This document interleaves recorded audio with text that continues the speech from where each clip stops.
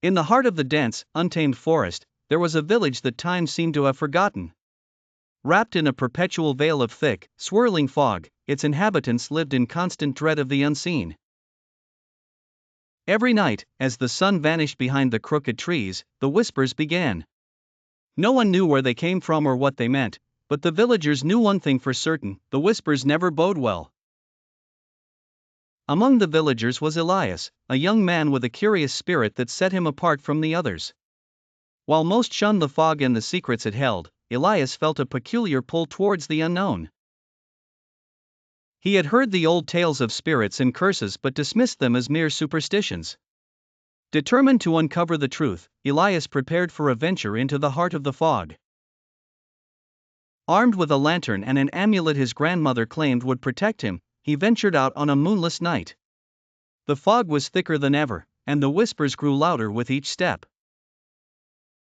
They seemed to weave through the dense air, wrapping around him like icy tendrils. As he moved deeper, the village disappeared from view. He was enveloped in an eerie silence that was only broken by the sinister whispers. Suddenly, Elias stumbled upon an ancient, crumbling stone altar. It was covered in strange symbols, glowing faintly in the dim light of his lantern. A figure stood beside it, cloaked in darkness.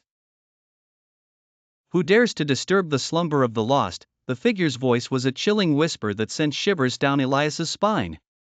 Mustering courage, Elias stepped forward.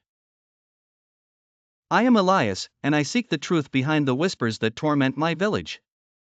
The figure's hood fell back, revealing hollow, glowing eyes. "The whispers you hear are the cries of those trapped between worlds, bound by a curse.